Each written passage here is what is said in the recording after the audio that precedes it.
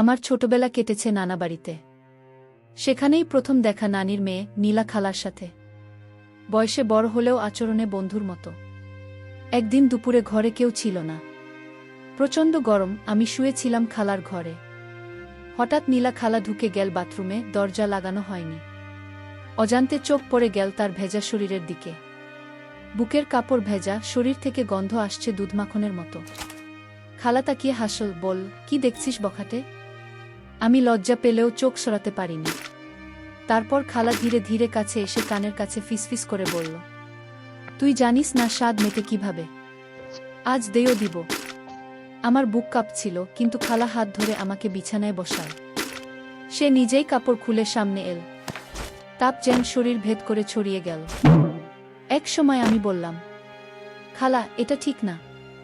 সে হেসে বলল, স্বাদ মিটাতে ঠিক ভুল চলে না। চোখ বন্ধ কর, বাকিটুকু আমি সামলাবো। রাত নামল, ঘরের বাতি নিভে গেল। কিন্তু খালার শরীরের উষ্ণতা তখনও জ্বলছিল আমার গায়ে। সেই রাতের পর আমার মধ্যে এক অদ্ভুত পরিবর্তন এসেছিল। খালার শরীরের উষ্ণতা, সেই মিষ্টি রসের স্বাদ এখনও জিভে লেগে আছে। পরদিন দুপুরে খালা আমাকে রান্নাঘরে ডাকল। বলল, আজ তোকে দই খাবো না, কিছু নতুন করে চেখাতে চাই। আমি বুঝে গেছি আজকের খেলা আরও গভীর হবে। সে হালকা করে বলল, আজ শুধু মুখ দিয়ে না, তোর জিভ দিয়ে খেলব। সবাই ঘুমিয়ে পড়লে সে টেনে নিল আমাকে নিজের ঘরে। এইবার সে একদম ন্যাংটো হয়ে দাঁড়াল আমার সামনে। বলল, তুই শুধু চুপচাপ বস, বাকি কাজ আমি করব। আমি লজ্জায় নিচে তাকালাম। কিন্তু সে আমাকে বিছানায় চেপে ধরল। তার বুকের আগুন এখন জ্বলছে আমার মুখের সামনে। সে বলল, সে বসে গেল আমার মুখের উপর, বলল, জিভ নাড়, নিচে আরো রস জমে আছে কি? আমি যেন ঘরে চলে গেলাম। তার রস, তার গন্ধ, তার কাঁপুনি, সবকিছু মিলিয়ে আমার জ্ঞান হারিয়ে যাচ্ছিল। সে ফিসফিস করে বলল, আজকের এই দুপুরটা শুধু আমাদের। যত রস আছে এক ফোঁটা নষ্ট হবে না।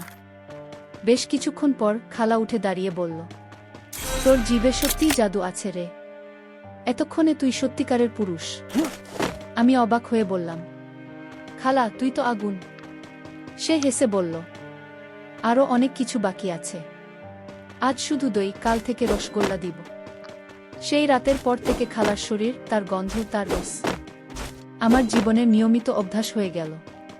খালার সাথে আমার সম্পর্ক আর শুধু খেলার ছিল না, এটা ছিল এক নিষিদ্ধ প্রেমের চুক্তি। খালার রসালো শরীরের সাথে কাটানো 2 রাত আমাকে এমন এক জায়গায় নিয়ে গিয়েছিল যেখানে আমি আর নিজেকে চিনতে পারছিলাম না। খালার সেই কোমরের মোচড়, বুকের আগুন আর ঠোঁটের কামড় এখন আমার নেশা হয়ে গেছে। সবাই ঘুমিয়ে গেছে। হঠাৎ খালার ঘরের দরজা একটু ফাঁক হয়ে গেল। ভেতর থেকে খালা ফিসফিস করে বলল, আজ আয়, রসগোল্লা খাও।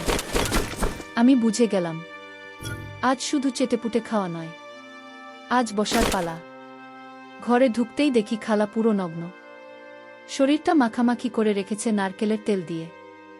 বুক দুটো এমনভাবে উঠে নেমে যাচ্ছে যেন 2টা লোভনীয় রসগোল্লা আমাকে ডাকছে। সে বলল, আজ দুধ দি না, সরাসরি ভেতরে ঢুকবি। আমি তো কাঁপছি উত্তেজনায়। সে নিজেই ধীরে ধীরে আমার শরীরের সব কাপড় খুলে ফেল।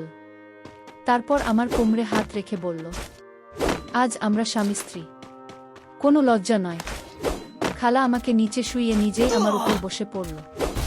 তার ঠোঁট আমার ঠোঁটে, বুক আমার বুকে। শরীরের প্রতিটা জায়গা ঘামে ভিজে উঠল। সে বলল, আস্তে না, জোরে কর, আমি রস ঢালতে চাই। তার রস বের হয়ে এসে বিছানা ভিজিয়ে দিচ্ছে। প্রতিটা থাপে খালা চিৎকার করছে, হ্যাঁ, আরও, আর থামিস না। আমি তখন শুধুই ঠাপ মারছি। সে কোমর উঠিয়ে নিচ্ছে, দুধের মতো ঝাপটা খাচ্ছে।